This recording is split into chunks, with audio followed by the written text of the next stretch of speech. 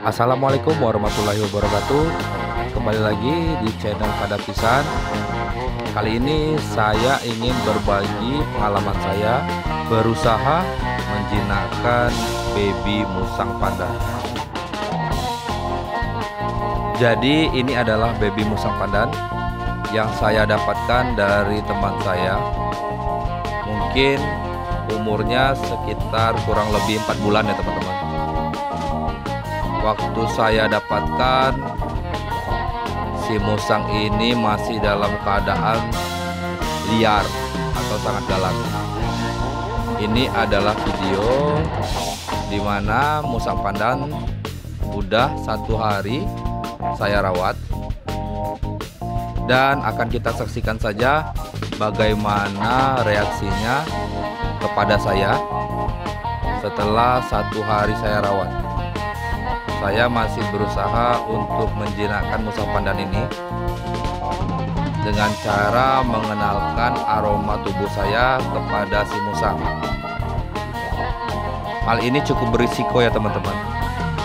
Tapi mau tak mau, kalau kita ingin merawatnya, kita harus siap menerima resiko digigit oleh si baby musang. Saya rasa itu adalah cara satu-satunya agar si baby musang lebih cepat mengenali aroma tubuh kita. Untuk tips yang bisa kita lakukan adalah dengan cara mendekati si musang, tetapi dengan keadaan tangan kita dikepal ya teman-teman. Kenapa harus dikepal? Itu agar si musang tidak berusaha menggigit jari-jari kita.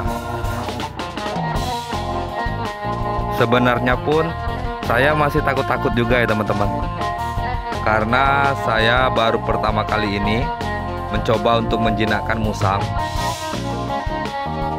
Akan tetapi ini harus dilakukan karena saya ingin merawat musang ini. Untuk makanannya sendiri, saya pribadi memberikan pisang dan kepala ayam untuk musang yang saya pelihara ini. Kepala ayam yang saya berikan itu terlebih dulu saya rebus ya teman-teman, agar musang saya ini tidak terlatih untuk makan makanan mentah. Takutnya nanti apabila kita lepaskan, dia malah ngincer ayam ya teman-teman. Kalau seandainya kita memberikan makan dengan cara mentah.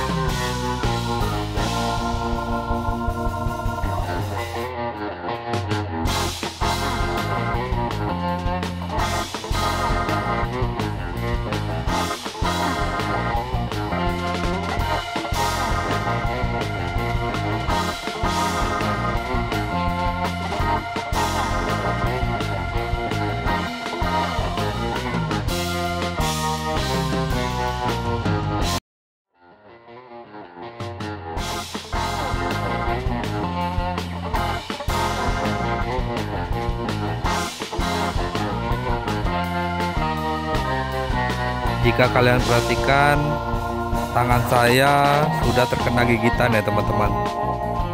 Tapi hal ini harus terus dilakukan secara berulang-ulang agar musang tersebut hafal dengan aroma tubuh kita, dan nanti secara alami akan lebih jinak kepada kita.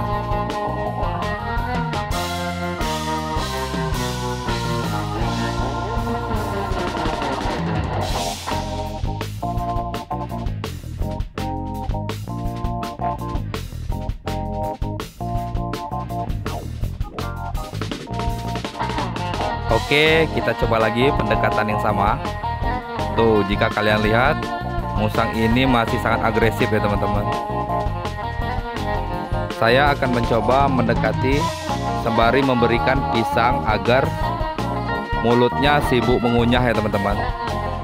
Di saat musangnya nanti sibuk mengunyah, saya akan berusaha untuk mengusap-usap bagian belakang tubuhnya agar ia mulai terbiasa dengan sentuhan.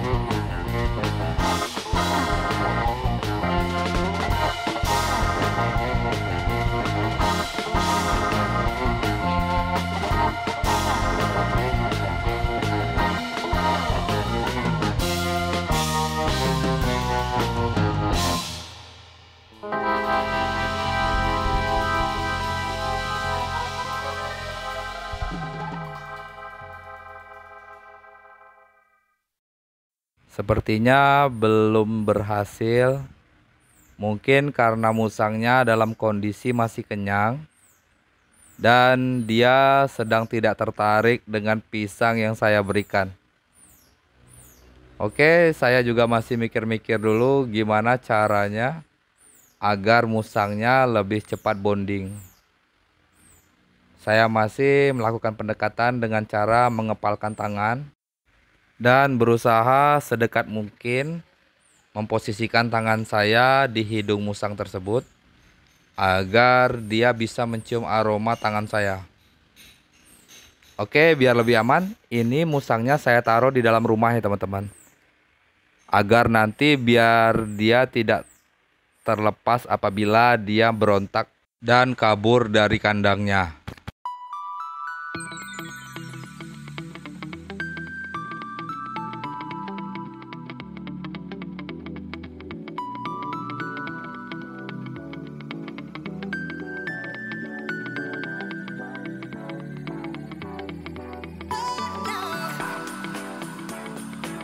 Sedikit tips lagi yang saya pelajari, apabila kita ingin mengelus musang, coba kita mulai dahulu dari bagian belakang tubuhnya ya teman-teman. Hal ini dikarenakan si musang susah menjangkau belakang bagian tubuhnya. Jadi agar tangan kita tetap aman dan terhindar dari gigitan musang. Selain itu juga, saya memilih waktu di siang hari untuk berusaha berinteraksi dengan musang ini. Dikarenakan musang biasanya pada siang hari menggunakan waktunya untuk beristirahat ya teman-teman. Dan dia mulai aktif kembali ketika malam hari. Jadi keuntungannya apabila kita mencoba mendekati di siang hari, si musang dalam kondisi mengantuk dan tidak terlalu agresif. Jadi kita bisa sedikit leluasa untuk mendekati dan memperkenalkan diri dengan musang tersebut. Selain itu juga, tips yang saya pelajari adalah kita bisa memandikan musang kita sebelum kita melakukan bonding time agar musang kita menjadi lebih tenang, dan tentunya kita nanti akan leluasa untuk mengelus-ngelus musangnya. Untuk memandikan musang yang masih liar, kita bisa menggunakan semprotan dan menyemprotkan air dari luar kandang pada musang tersebut tanpa menyentuhnya ya teman-teman, jadi lebih aman. Atau kalau kita berani, kita bisa memegang ekor musangnya lalu memposisikan musang seperti tergantung ya teman-teman. Kita pegang ekornya lalu kita celupkan saja ke dalam ember berisi air, tapi harus dipastikan dulu airnya jangan terlalu tinggi ya teman-teman, agar musangnya tidak tenggelam saat kita celupkan ke dalam bak yang berisi air tersebut.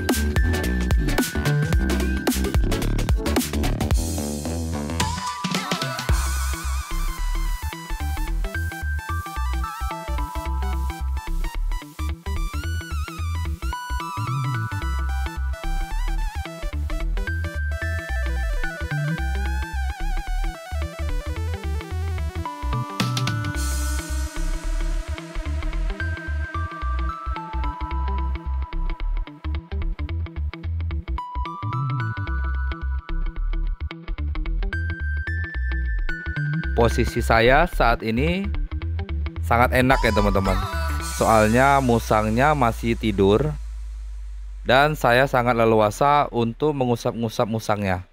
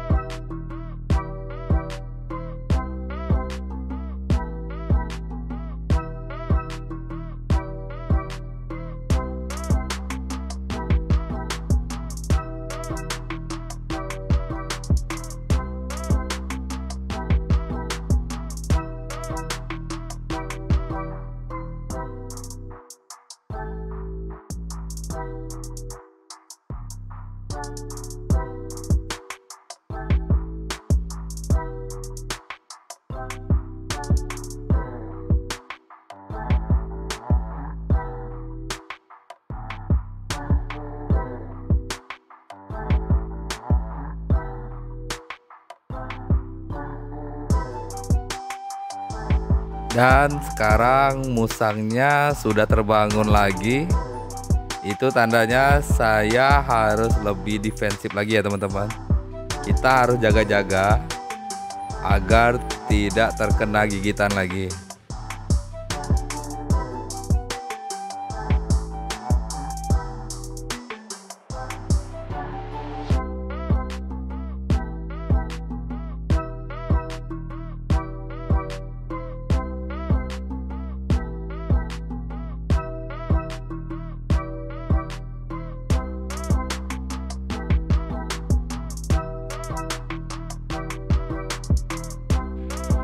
Di sini saya bukan bertindak sebagai profesional. Hanya saja saya berusaha untuk sharing pengalaman pribadi saya, bagaimana cara saya untuk mendekati musang liar yang saya baru dapatkan ini. Jadi harap maklum ya teman-teman, karena di video ini saya pun masih takut-takut untuk mendekati si musang. Jadi saya harus sangat berhati-hati untuk menyentuh musangnya agar dia tidak menyerang saya secara tiba-tiba.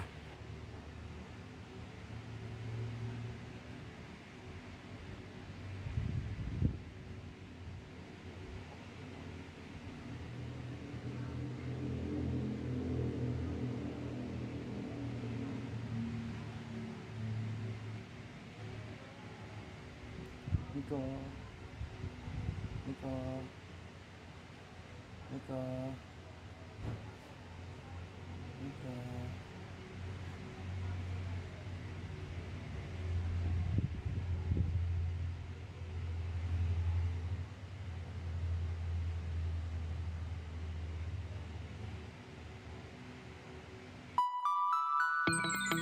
Musang ini sudah saya kasih nama ya teman-teman. Saya kasih nama Miko. Dan sekarang juga sambil saya melatih musangnya untuk bonding, saya juga melatih musang ini agar dia tahu dan mengerti apabila namanya dipanggil.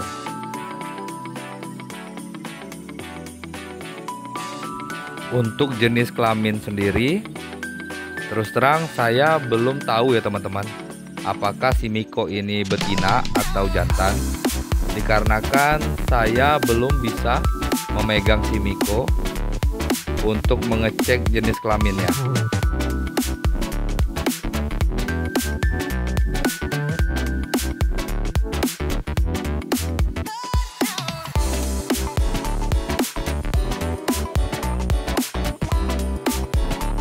Saya masih berusaha untuk sedekat mungkin dengan hidungnya si Miko agar dia hafal aroma tubuh saya ya teman-teman.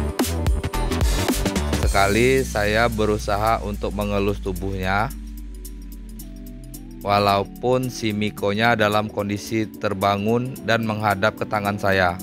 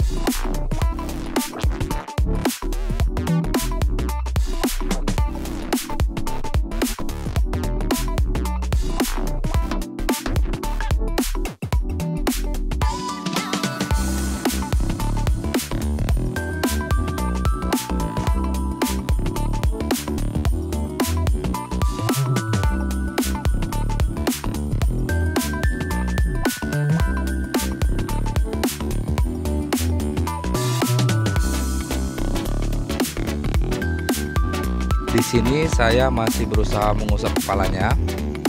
Tapi apabila si Miko mulai merasa tidak nyaman, maka saya akan menghentikan dulu sementara agar tidak terjadi serangan dadakan ya teman-teman.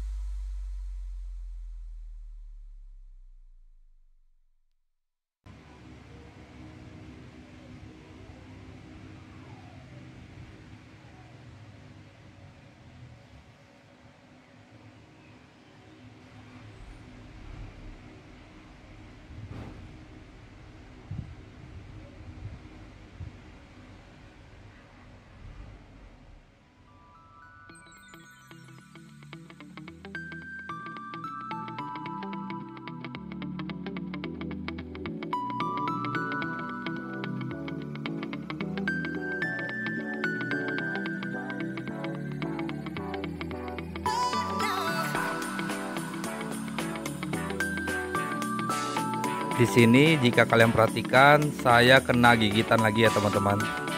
Rasanya lumayan menyakitkan juga dan membuat bekas di tangan saya. Tapi nggak apa-apa, yang namanya progres itu butuh pengorbanan ya teman-teman. Kalau nggak gini, si Miko nggak bakalan kenal dengan saya, dan pelatihan ini akan jadi sia-sia aja ya teman-teman. Jadi saran saya, apabila teman-teman memiliki musang yang masih liar dan berusaha untuk menjinakkannya, maka teman-teman perlu ekstra sabar dan telaten dalam menjinakkan musang tersebut. Hal ini harus dilakukan terus-menerus secara intens agar musang kita jadi cepat bonding dan jadi nurut sama kita ya teman-teman.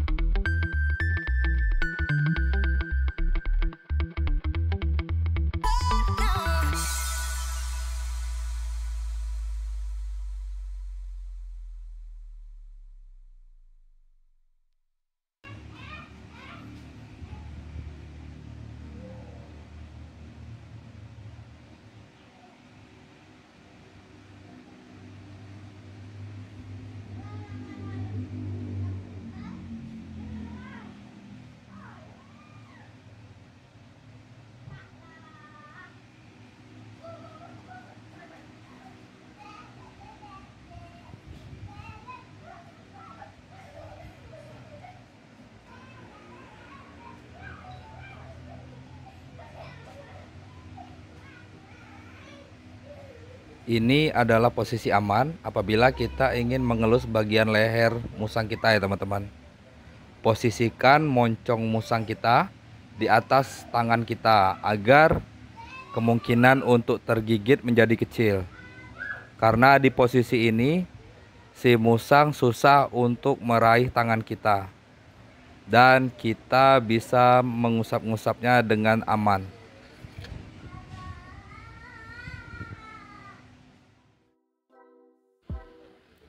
Si Miko masih terlihat mengantuk, namun tetap berusaha untuk mencoba menggigit saya ya teman-teman. Kegiatan bonding ini bisa juga kita lakukan sambil memberi makan si musang, agar mulutnya sibuk mengunyah, sementara kita bisa dengan leluasa untuk mengelus-ngelus bagian tubuhnya. Ini akan meminimalisir tubuh kita terkena gigitan dari si musang ya teman-teman. Tapi harus kita perhatikan, apabila makanan di mulutnya sudah habis, maka kita juga harus lebih waspada, karena posisi mulutnya sangat bisa untuk menyerang kita ya teman-teman.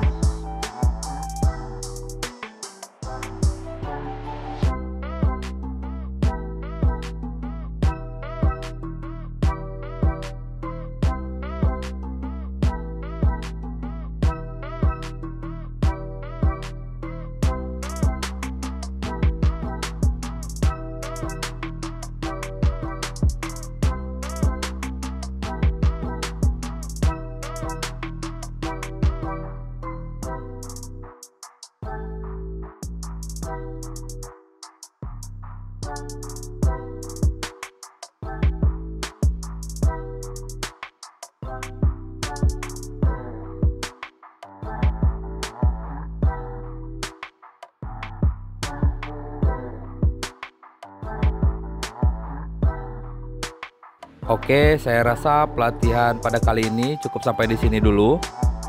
Bagi teman-teman, silakan untuk klik tombol like, komen, dan subscribe channel saya. Dan jangan lupa bunyikan loncengnya agar teman-teman selalu dapat notifikasi dari video terbaru saya. Terima kasih telah menyaksikan video ini. Akhir kata saya ucapkan wassalamualaikum warahmatullahi wabarakatuh.